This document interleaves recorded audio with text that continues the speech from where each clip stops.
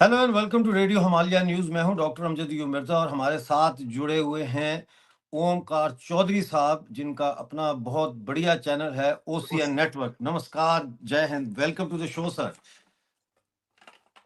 Thank you so much Mirza हमारे साहब। साथ अभी कुछ ही देर में मेजर जनरल AK सिवाच भी जुड़ने वाले हैं, लेकिन हम प्रोग्राम का आगाज कर देते हैं।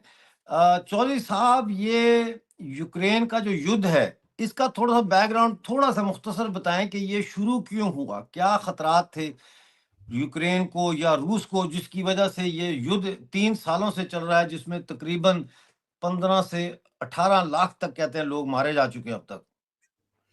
देखिए, रूस के लिए ये एक चिंताजनक बात रहती है और ये बहुत पुराना सिलसिला है, पुरानी दुश्मनी है। खास तौर से यूरोपियन कंट्री और यूरोपियन कंट्रीज में भी जो नेटो देश हैं, जिनको अमेरिका का वरद हस्त प्राप्त है, आशीर्वाद प्राप्त है, हर तरह की सुविधाएं उनको अमेरिका से मिलती हैं।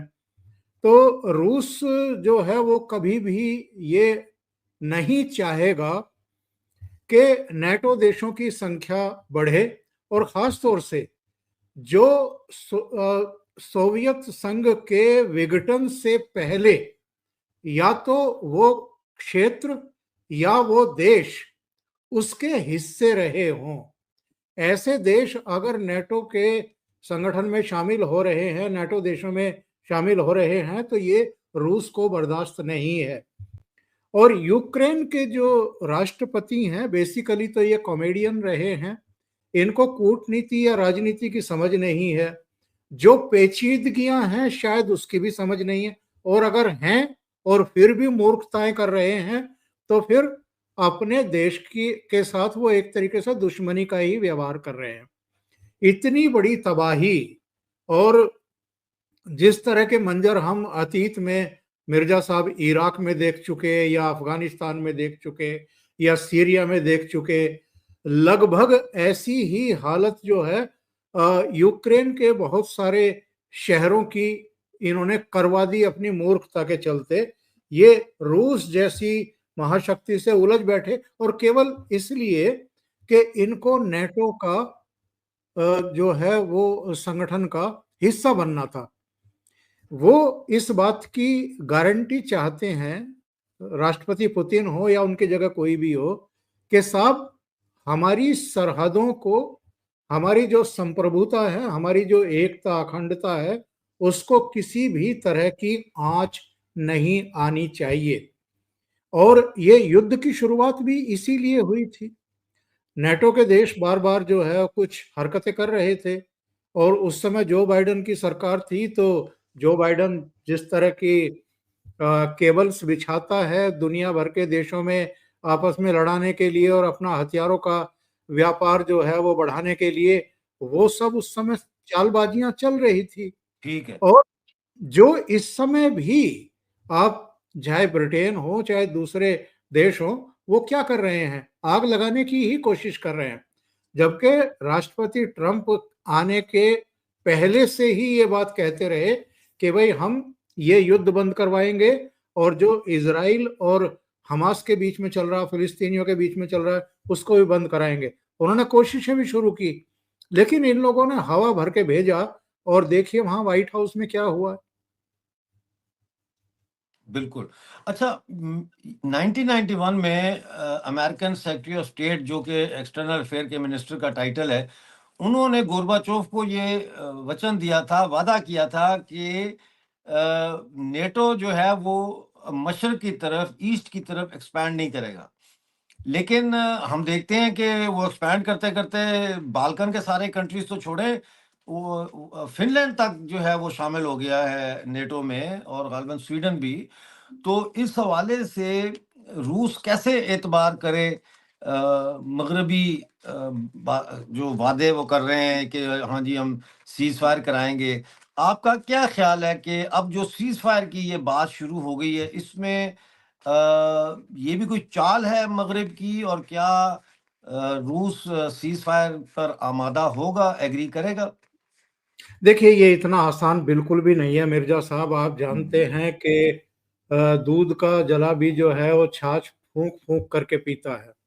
अभी जो 1 महीने के सीज फायर का प्रस्ताव राष्ट्रपति ट्रंप की तरफ से आया है, उसके लिए यूक्रेन तो तैयार है, यूक्रेन के राष्ट्रपति तो तैयार हैं, लेकिन पुतिन साहब तैयार नहीं हैं।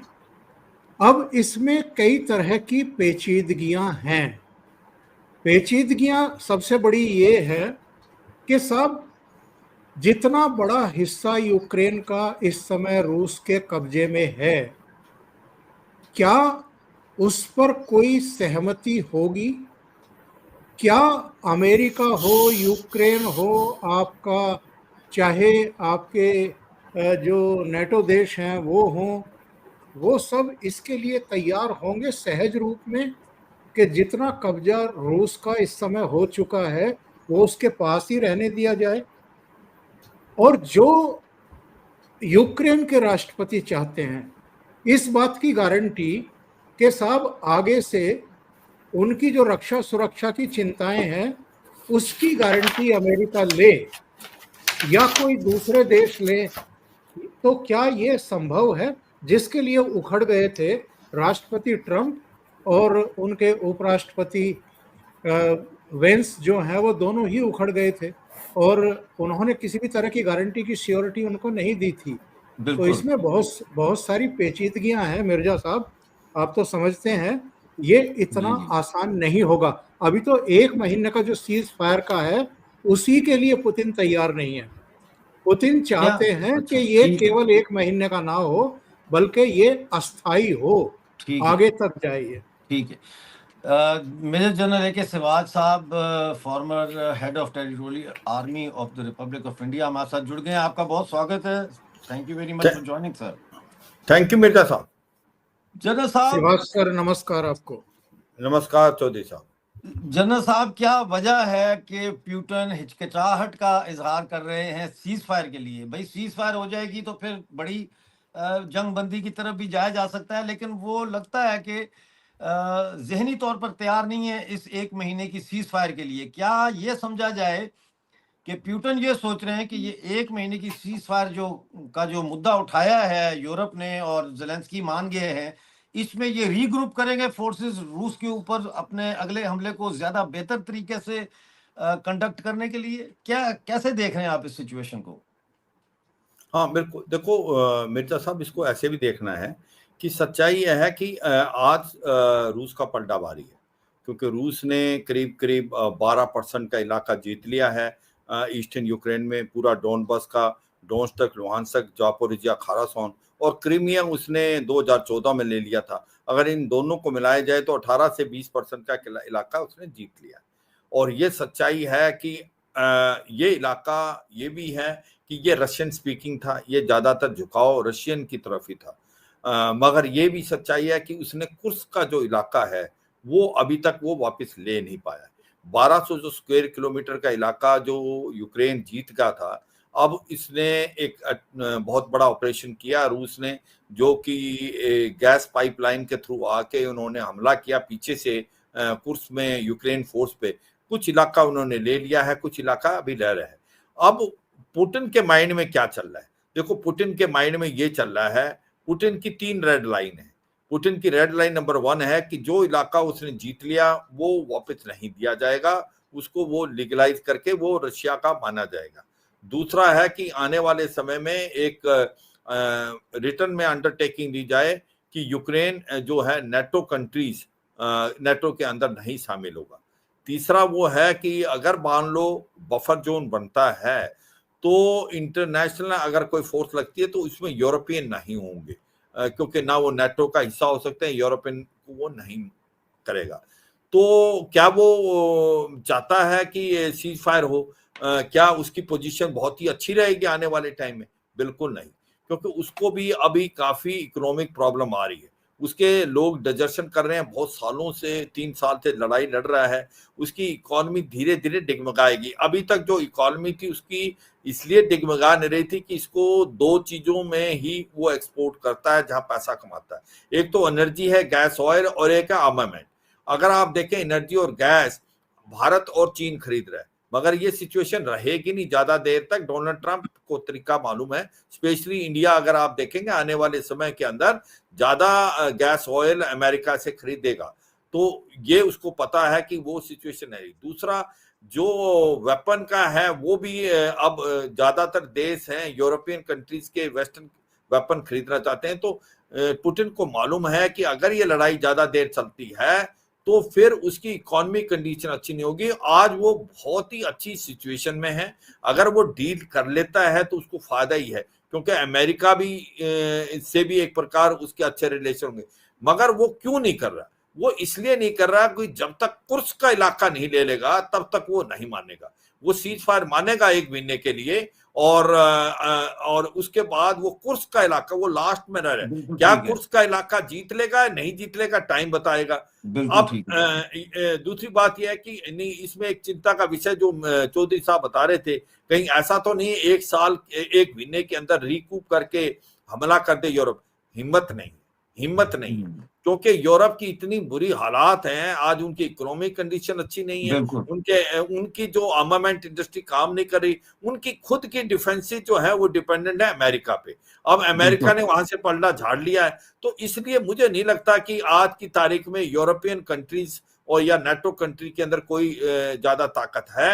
उनकी ताकत है वो अमेरिका है। अगर अमेरिका चाहता है कि ये सीज फायर हो और ये डील हो तो शायद इसके चांसेस बहुत हैं, क्योंकि यूक्रेन को भी समझ आ गई इसके अलावा उसके पास कोई चारा है नहीं, कोई चारा नहीं है उसके पास। बिल्कुल सही है। हमारे पास बलूचिस्तान से चूंकि ब्रेकिंग न्यूज आ रही है, इसलिए हमें प्रोग्राम को जल्दी खत्म करना पड़ रहा है। तो 30 सेकंड्स में अपना चौधरी साहब, ओमकार चौधरी साहब, आप बताइए 30 सेकंड्स में सम अप करें कि आप क्या देख रहे हैं आगे। देखिए, जो प्रस्ताव अमेरिका ने यूक्रेन के राष्ट्रपति के सामने रखा था और जिस पर सिग्नेचर होने वाले थे और जो आखिरी टाइम पर नहीं हुए, मिनरल्स को लेकर के जो एक प्रस्ताव था अमेरिका की तरफ से, अगर यूक्रेन उसको मान लेता है तो बहुत हद तक युद्ध की संभावनाएं टल जाएंगी, क्योंकि अमेरिका स्ट्रेटेजिकली वहां जाकर के बैठ जाएगा जहां ना तो रूस चाहेगा कि किसी तरह का कॉन्फ्लिक्ट हो, और ये भी सेफ हो जाएगा, जेलेंस्की भी सेफ हो जाएगा। तो वो समझदारी भरा एक प्रस्ताव था, वो यूक्रेन को मान लेना चाहिए था। दोनों तीनों की विन विन सिचुएशन उससे होने वाली थी। जी। मैं इसमें अच्छा जनरल साहब ये बताएं, ये अब जेलेंस्की माफिया मांग रहा है, रिटर्न अपॉलॉजी भेजी है उसने ट्रंप को। उस वक्त बेवकूफ आदमी को समझ नहीं आ रही थी कि क्या बात करनी है। 30 सेकंड जनरल साहब। तुर्बत में एक बहुत बड़ा बॉम्ब ब्लास्ट हुआ है, उसकी खबर ब्रेकिंग न्यूज आ रही है, तो हमें उस तरफ जाना है नाजरीन, लेकिन हम 30 सेकंड्स में जनरल साहब का कमेंट ले लेते हैं। जी जनरल साहब। बिल्कुल ठीक है, बहुत बड़ी बेवकूफी कर दी। अभी जेलेंस्की को समझ आ गया, जेलेंस्की यूरोप के ऊपर डिपेंडेंट नहीं हो सकता। यूरोप नहीं, अमेरिका ही पावरफुल है, और जो ये मिनरल डील है ये विन विन सिचुएशन है। बिल्कुल ठीक बोला चौधरी साहब ने। अमेरिका अगर वहां आ जाएगा तो ये सेल्फ गारंटी है, जो कहते हैं ना कि सिक्योरिटी की गारंटी ही अपने आप हो जाएगी। दूसरा कि उसको लेने से अमेरिका का क्या फायदा है, अमेरिका को सेमीकंडक्टर चिप्स वगैरह ज्यादा डिपेंडेंट चीन पे है, वो चीन से ही हटना चाहता सप्लाई चेन को। तो ये दोनों देशों के लिए फायदा है, अमेरिका को भी फायदा है, यूक्रेन को भी फायदा है, उसको इनहेरेंट सिक्योरिटी मिलेगी। और ये जितने भी मिनरल्स हैं इनको एक्सपोर्ट करके ये जो इंफ्रास्ट्रक्चर डेवलपमेंट के लिए भी काम आएगा। मुझे लगता है कि बहुत ही अच्छा रहेगा कि अगर वो मिनरल डील होगी, और मुझे लगता है कि जिस प्रकार से अब रास्ते पे जाया जा रहा है ये ट्रैक पे है, और ये आने वाले टाइम में सीज फायर पक्का साइन होगा। थैंक यू वेरी मच आप दोनों मेहमानों का मेरे प्रोग्राम में आने पे, रेडियो हिमालय पे आने के लिए मैं आप दोनों का आभारी हूँ। Thank you very much both of you gentleman. और इसके साथ ही नाजरीन अब हम प्रोग्राम का अख्ताम करते हैं और अगले शो की तरफ जाते हैं, जहाँ पे तुर्बत में जो धमाका हुआ है, बहुत शदीद धमाका, उसको हम फॉलो करते हैं। Thank you for joining us. Please video and तक देखिएगा, और वीडियो को लाइक करें, शेयर करें, और चैनल को सब्सक्राइब करना ना भूलिए।